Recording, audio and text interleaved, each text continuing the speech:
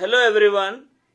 Indirect tax and GST में हम लोग वैल्यू ऑफ सप्लाई देख रहे थे। मैंने आपको बताया था कि जीएसटी ट्रांजैक्शन वैल्यू पर लगाया जाता है।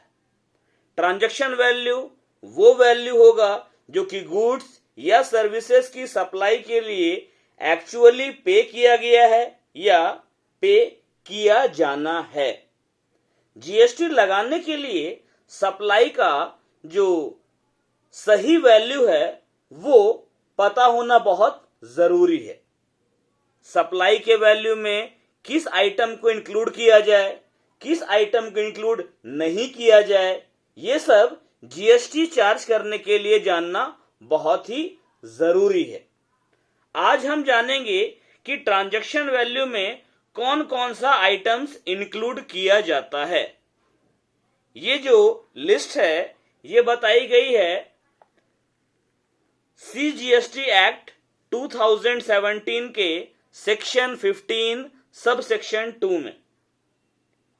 केंद्रीय वस्तु एवं सेवा कर अधिनियम 2017 की धारा 15 उपधारा 2 में ट्रांजैक्शन वैल्यू में शामिल होने वाला सबसे पहला आइटम क्या है? टैक्सेस, ड्यूटीज, फीस, चार्जेस वगैरह। जीएसटी कानून के अलावा लागू होने वाला कोई भी कानून है, उसके तहत अगर कोई भी टैक्स या ड्यूटी मतलब सीमा शुल्क, सेस, फीस और अदर चार्जेस अगर सप्लायर के द्वारा अलग से चार्ज किया गया हो तो उसको ट्रांजैक्शन वैल्यू में इंक्लूड किया जाएगा। यहां लिखा है any taxes, duties, fees and charges levied under any law other than the SGST Act or CGST Act or IGST Act or UTGST Act if charged separately by the supplier to the recipient। Example के लिए मान लेते हैं कि landlord और टेनांट, मकान मालिक और किराएदार के बीच में एग्रीमेंट हुआ है, कॉन्ट्रैक्ट हुआ है कि जो टेनांट है, किराएदार है, वो रेंट का पेमेंट तो करेगा ही, साथ में जो म्युनिसिपल टैक्सेस है उसका भी पेमेंट करेगा। तो यहां पर म्युनिसिपल टैक्स जो है वो जीएसटी लॉ के अलावा अदर किसी लॉ के अकॉर्डिंग चार्ज किया जाता है, और चूंकि इसका पेमेंट जो है रेसिपिएंट अलग से कर रहा है, इस कारण से इस तरह का जो टैक्स है, ड्यूटी है, फीस है, चार्ज है, जो कि जीएसटी कानून के अलावा और किसी कानून के तहत लगाया जाता है, ठीक है, और अगर उसको सप्लायर रेसिपिएंट से अलग से चार्ज करता है तो उसको ट्रांजैक्शन वैल्यू में जोड़ा जाएगा। मतलब अगर मान लेते हैं कि रेंट 2 लाख रुपया है और म्युनिसिपल टैक्स 20,000 रुपया है, और किराएदार अगर 2,20,000 रुपया का पेमेंट करता है तो जीएसटी 2,20,000 रुपया पर चार्ज किया जाएगा। मतलब 2 लाख रुपया रेंट है और 20,000 रुपया म्युनिसिपल टैक्स, ठीक है, तो 2,20,000 पर चार्ज होगा। एक और एग्जांपल मान लेते हैं कि मिस्टर ए जो कि एक बिजनेसमैन है, वो यूएसए से कुछ गुड्स इंपोर्ट करवाता है, ठीक है। ये इंपोर्ट वो मतलब जो भी गुड्स वो इंपोर्ट करवाता है ना, उसको वो मिस्टर बी को सेल कर देता है 11 लाख रुपया में, और उसमें 1 लाख रुपया मान लेते हैं आपका ड्यूटी है, ठीक है। तो उस कंडीशन में जो आपका ड्यूटी 1 लाख का अलग से लिया जा रहा है सीमा शुल्क, उसको ट्रांजैक्शन वैल्यू में शामिल किया जाएगा। मतलब एक ट्रेडर है मिस्टर ए नाम का, वो यूएसए से गुड्स इंपोर्ट करवाता है, आयात करवाता है और उसको बेच देता है मिस्टर बी को। मिस्टर बी से वो टोटल 11 लाख रुपया लेता है, 10 लाख रुपया उस गुड्स का और बेसिक कस्टम ड्यूटी का 1 लाख रुपया। तो इस केस में बेसिक कस्टम ड्यूटी जो है उसको भी ट्रांजैक्शन वैल्यू में इंक्लूड किया जाएगा if the same is charged separately in invoice by the supplier.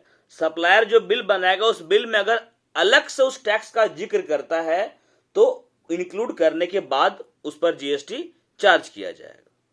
Second point जो है, any amount that the supplier is liable to pay but has been incurred by the recipient and not included in the price of the goods or services। ये कह रहा है कि supply करने के संबंध में ऐसा कोई भी पेमेंट जो कि सप्लायर को करना था लेकिन सप्लाई का जो रेसिपिएंट है उसके द्वारा यह पेमेंट किया गया और गुड्स या सर्विसेज या दोनों के लिए एक्चुअल में जो पेमेंट किया गया है या जो पेमेंट करना है उसमें वो इंक्लूड नहीं है। क्लियर? अब एग्जांपल के लिए मान लेते हैं कि एक चार्टर्ड अकाउंटेंट है जो कि दिल्ली का रेसिडेंट है, मतलब उसका घर दिल्ली में है, वो दिल्ली में निवास करता है। वो रांची में अपने एक क्लाइंट मेसर्स XYZ उसके कैंपस में अकाउंटिंग रिकॉर्ड्स का ऑडिट करता है। ये जो चार्टर्ड अकाउंटेंट है और कंपनी जिसका ऑडिट किया जा रहा है उसके बीच में कॉन्ट्रैक्ट होता है कि रहने और खाने पीने का जो खर्चा है वो चार्टर्ड अकाउंटेंट खुद उठाएगा। ठीक है। अब ऑडिट करने के दौरान जो चार्टर्ड अकाउंटेंट है वो रांची में 3 दिन रेडिसन ब्लू में मान लेते हैं रुका, होटल में रुका, लेकिन होटल का जो बिल है उसका पेमेंट चार्टर्ड अकाउंटेंट नहीं करके कंपनी पेमेंट करती है जो कि चार्टर्ड अकाउंटेंट से ऑडिट का काम करवा रही है। अब कंपनी जो है इस अमाउंट को ये जो भी होटल का बिल पे किया गया है तो चार्टर्ड अकाउंटेंट का जो सर्विस लिया गया है उसका जो बिल बना कर देगा ना सीए, मतलब जैसे सीए से हम लोग काम करवा रहे हैं चार्टर्ड अकाउंटेंट से ऑडिट का काम, तो ऑडिट का काम करने के बदले में चार्टर्ड अकाउंटेंट जो अपना फीस वगैरह लेगा, ठीक है, उस फीस में होटल का जो बिल पे किया गया है कंपनी के द्वारा उस पैसा को डिडक्ट नहीं करने के लिए भी कंपनी रेडी हो जाती है। इस कंडीशन में क्या है कि कंपनी जो होटल का पेमेंट कर रही, मतलब होटल के लिए जो भी पेमेंट कर रही है उसको ट्रांजैक्शन वैल्यू में इंक्लूड किया जाएगा और जो चार्टर्ड अकाउंटेंट की जो कंपनी है उसके द्वारा पेमेंट किए गए खर्च के अलावा सर्विस का जो वैल्यू जो वो चार्ज करता है उस पर वो जीएसटी पे करेगा। मतलब जैसे चार्टर्ड अकाउंटेंट ऑडिट का काम करने के लिए 1 लाख रुपया ले रहा है और उसका होटल का बिल हो गया 20,000 रुपया, ये 20,000 रुपया का पेमेंट सर्विस लेने वाला पेमेंट किया जो ऑडिट का काम करवा रहा है, तो उस कंडीशन में चार्टर्ड अकाउंटेंट 1 लाख रुपया अपना काम के लिए लिया और 20,000 जो उसका होटल का रहने का बिल जो था वो कंपनी पे की। तो उस कंडीशन में चूंकि यहां पर ड्यूटी पे करने का है चार्टर्ड अकाउंटेंट का लेकिन पेमेंट कर रही है कंपनी, ठीक है, इसीलिए इसको ट्रांजैक्शन वैल्यू में इंक्लूड किया जाएगा। मतलब होटल का बिल जो है वो जिससे सप्लाई लिया जा रहा है उस सप्लाई का जो वैल्यू है उसमें इंक्लूड किया जाएगा। थर्ड जो है आपका वो है इंसिडेंटल एक्सपेंसेस। एग्जाम्पल के लिए commission, packing charge by the supplier to the recipient of a supply. Supply के पहले या सप्लाई के समय सप्लायर के द्वारा रेसिपिएंट से चार्ज किया गया कोई भी इंसिडेंटल यानी कि सहायक खर्च, जिसमें कमीशन आता है, पैकिंग आता है, ठीक है, जो कि गुड्स या सर्विस से रिलेटेड हो।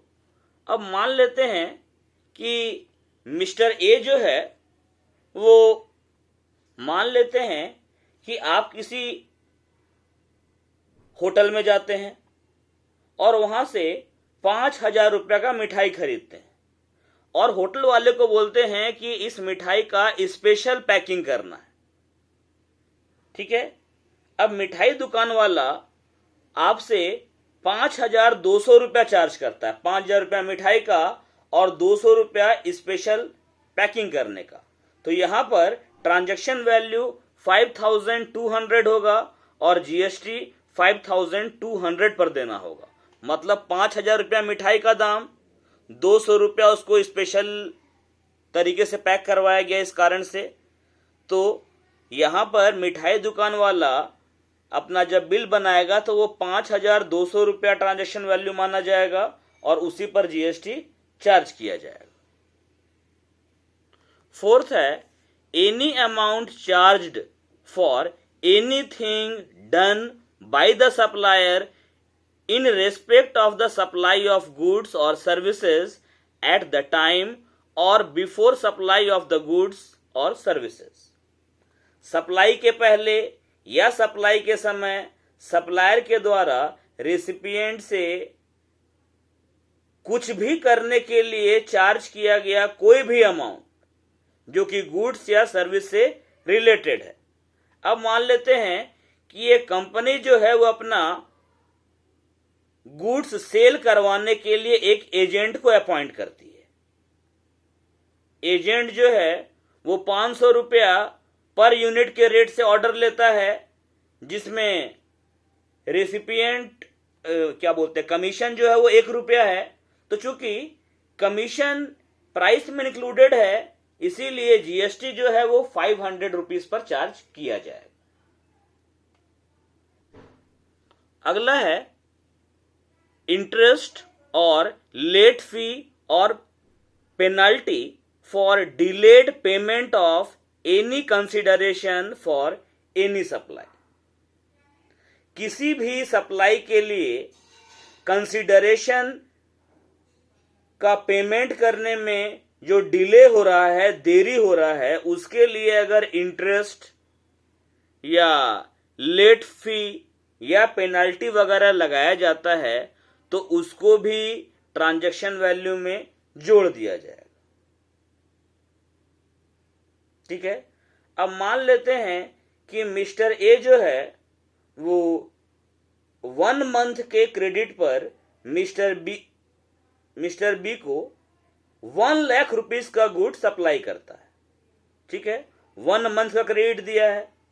अब यहां पर जो सप्लायर है वो रेसिपिएंट को बोलता है कि हम 10% इंटरेस्ट भी चार्ज करेंगे। अब मान लेते हैं कि एक्चुअल पेमेंट 90 डेज के बाद में किया गया और इस 90 डेज का जो इंटरेस्ट है वो बनता है, मान लेते हैं 800 रुपीज, 800 रुपया।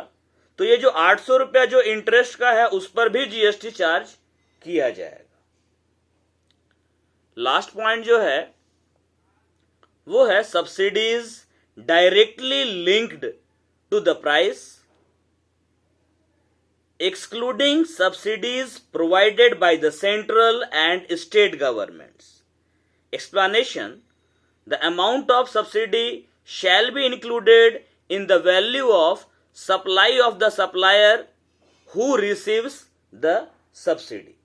ये बोल रहा है कि सेंट्रल गवर्नमेंट और स्टेट गवर्नमेंट के द्वारा प्रोवाइड किया गया सब्सिडी को छोड़कर डायरेक्टली प्राइस से रिलेटेड जो सब्सिडी है उसको ट्रांजैक्शन वैल्यू में इंक्लूड किया जाएगा। सब्सिडी का जो अमाउंट है उसको सब्सिडी रिसीव करने वाले सप्लायर का जो सप्लाई का वैल्यू है उसमें इंक्लूड किया जाएगा। एग्जाम्पल के लिए दो एग्जांपल आपको दे रहे हैं। मान लेते हैं जो फार्मर्स हैं, किसान हैं, उसको सस्ती कीमत पर खेती करने के लिए जिन मशीनों की जरूरत है, उसकी बिक्री, उसका सेल के लिए जो भी अमाउंट चाहिए वो अमाउंट गवर्नमेंट डायरेक्टली सप्लायर को सब्सिडी के फॉर्म में दे रही है। यहां पर सब्सिडी को ट्रांजैक्शन वैल्यू में इंक्लूड नहीं किया जाएगा, क्योंकि ये प्राइस से रिलेटेड तो है लेकिन ये गवर्नमेंट के द्वारा दिया जा रहा है। एक और एग्जांपल ले लेते हैं। मान लेते हैं कि एक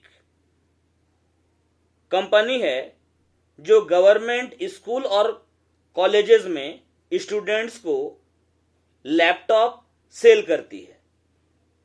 ठीक है, लैपटॉप का सेलिंग प्राइस मान लेते हैं 12,000 है, 12,000 रुपये है। ठीक है, अब एक कंपनी जो है, कोई भी कंपनी है, मान लेते रिलायंस कंपनी ही है, ठीक है, वो कॉरपोरेट सोशल रिस्पॉन्सिबिलिटी के तहत में ये जो लैपटॉप्स गवर्नमेंट स्कूल में सेल किए जाने हैं 12,000 रुपये पर पीस करके, इसमें वो कंपनी 11,500 रुपया अपने फंड से देती है, और ये जो लैपटॉप का सप्लायर है उसको कहती है कि भाई आप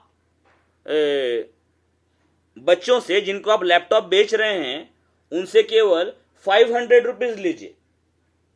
यहां पर जो लैपटॉप का सप्लायर है उसको सब्सिडी गवर्नमेंट से नहीं मिल रहा है, दूसरे आदमी से मिल रहा है, तो इस कारण इस सब्सिडी को ट्रांजैक्शन वैल्यू में इंक्लूड किया जाएगा।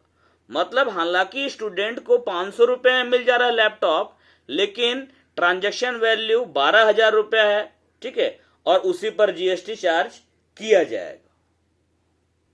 तो ये आज हमने देखा कि ट्रांजैक्शन वैल्यू को कैलकुलेट करने में कौन कौन सा आइटम्स इंक्लूड किया जाता है। ठीक है, इससे रिलेटेड जो प्रैक्टिकल प्रॉब्लम्स है उसको हम अगली क्लास में करेंगे। उसके पहले हम देखेंगे कि ट्रांजैक्शन वैल्यू में कौन कौन सा आइटम इंक्लूड नहीं किया जाता है अगले क्लास में, और इससे रिलेटेड प्रैक्टिकल। ठीक है, थैंक यू।